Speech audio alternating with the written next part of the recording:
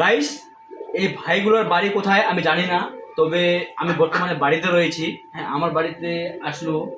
কি হবে তোমার ভাই? তো খুব ভালো ছেলে। হ্যাঁ, কথা বলে দেখলাম মানবিকতার বিবেক এত সুন্দর। তোমার বাবা কি করে? বাবা নাই? কি হয়েছে বাবা? হ্যাঁ, মারা গেছে। তো বাবা মারা গেছে। এইটুকুন বাচ্চা তোমরা দেখো নিজের মানবিকতার বিবেক দিয়ে সৎ পথে কী করে মানুষের কাছে হ্যাঁ ভালোবেসে কথা বলে মানে নিজের পেটের জন্য 2 পয়সা নেওয়া যায়, সেইটা কিন্তু এরা জানে।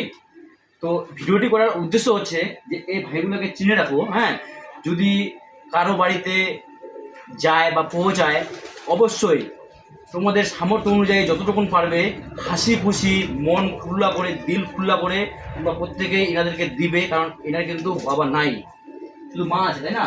তো মা আছে, তো খুব ভালো ছেলে। এদেরকে দিলে কোনোদিনও তোমাদের কমবে না।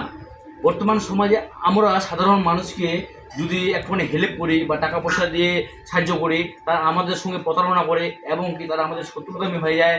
হ্যাঁ, তাদের কাছে আমরা খারাপ হয়ে যাই। কিন্তু এদের কাছে দাঁড়ালে আমরা সামর্থ্য অনুযায়ী কোনোদিনও আমাদের লস হবে না।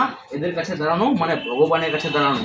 এই ভিডিওটা বেশি বেশি করে শেয়ার করো, প্রত্যেকটা মানুষের কাছে পৌঁছে দাও, যেন এই ভাইগুলা যেখানেই যাও সেখানেই যেন সম্মান পায় এবং 2 পয়সা যেন প্রত্যেকেই স্বইচ্ছায় খুশি মনে যেন দেয়। আমি যে ভিডিওটি করলাম তোমার ভালো লাগলো? এই ভিডিওটি যদি আমি পোস্ট করি তোমার অসুবিধা হবে? বা ভালো বললো, তোমরা প্রত্যেকে ভালো থাকো। আর এই ভাইগুলোকে একটুখানি ভালোবাসা দিও, আশীর্বাদ করো। কারণ এর কিন্তু বাবা নাই, আমরা হচ্ছে সব কিছু।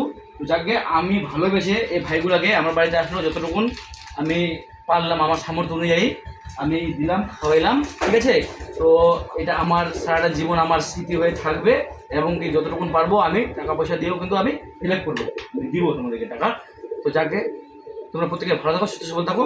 একটু হাই করে দেবো।